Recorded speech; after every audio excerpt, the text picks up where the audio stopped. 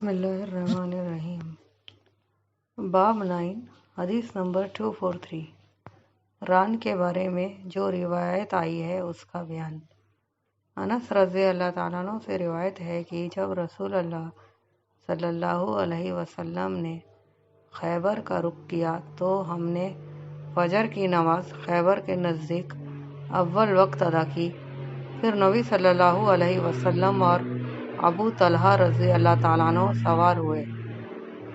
میں ابو طلحہ رضی اللہ تعالیٰ عنہ کے پیچھے سوار تھا۔ نبی صلی اللہ علیہ وسلم نے خیبر کی گلیوں میں اپنی سواری کو ایڑ لگائی۔ دوڑتے وقت میرا گھٹنا نبی صلی اللہ علیہ وسلم کی ران مبارک سے چھو جاتا تھا۔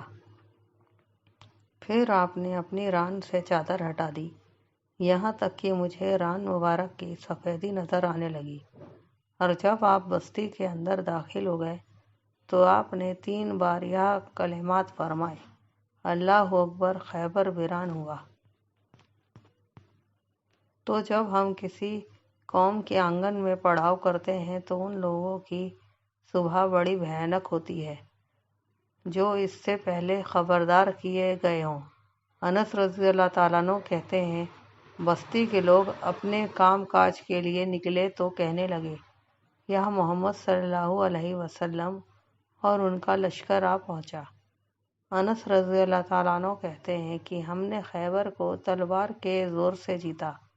پھر قیدی جمع کیے گئے تو دحیہ رضی اللہ تعالیٰ عنہ آئے اور عرض کیا، اے اللہ کے نبی صلی اللہ علیہ وسلم، مجھے ان قیدیوں میں سے ایک لونڈی عطا فرمائیں۔ آپ نے فرمایا، جاؤ کوئی لونڈی لے لو۔ انہوں نے صفیہ بنت ہوئی رضی اللہ تعالیٰ عنہ کو لے لیا۔ پھر ایک آدمی نبی صلی اللہ علیہ وسلم کی خدمت میں حاضر ہو کر عرض کرنے لگا، اے اللہ کے نبی صلی اللہ علیہ وسلم، آپ نے بنو قریظہ اور بنو نذیر کے قبیلے کی سردار صفیہ بنت ہوئی رضی اللہ تعالیٰ عنہ کو دحیہ رضی اللہ تعالیٰ عنہ کو دے دی ہے، حالانکہ آپ کے علاوہ کوئی اس کے مناسب نہیں ہے۔ آپ نے فرمایا، اچھا، دحیہ رضی اللہ تعالیٰ عنہ کو بلاؤ۔ چنانچہ وہ صفیہ رضی اللہ تعالیٰ عنہ سمیت آپ کی خدمت میں حاضر ہوئے۔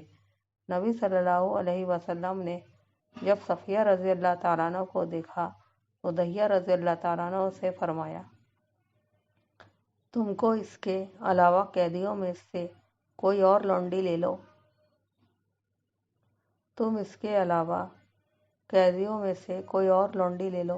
انس رضی اللہ تعالیٰ عنہ کہتے ہیں کہ پھر نبی صلی اللہ علیہ وسلم نے صفیہ رضی اللہ تعالیٰ عنہ کو آزاد کر دیا اور اس کی آزادی کو ہی مہر کا حق قرار دے کر اس سے نکاح کر لیا۔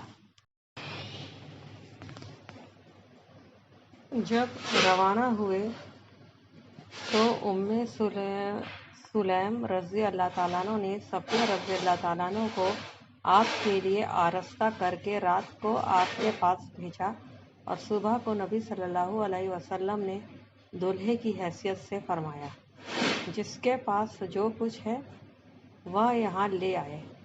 اور آپ نے چمڑے کا ایک دسترخوان بچھا دیا تو کوئی کھجوریں لایا اور کوئی گھی لایا۔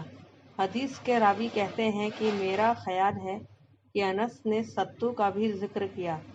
پھر انہوں نے ملیدہ تیار کیا اور یہی رسول اللہ کے ولیمے کی دعوت تھی۔ فائدے: امام بخاری کا ماننا ہے کہ ران سطر نہیں ہے، جیسا کہ حدیث سے معلوم ہوتا ہے، پھر بھی احتیاط اسی میں ہے کہ اسے چھپایا جائے۔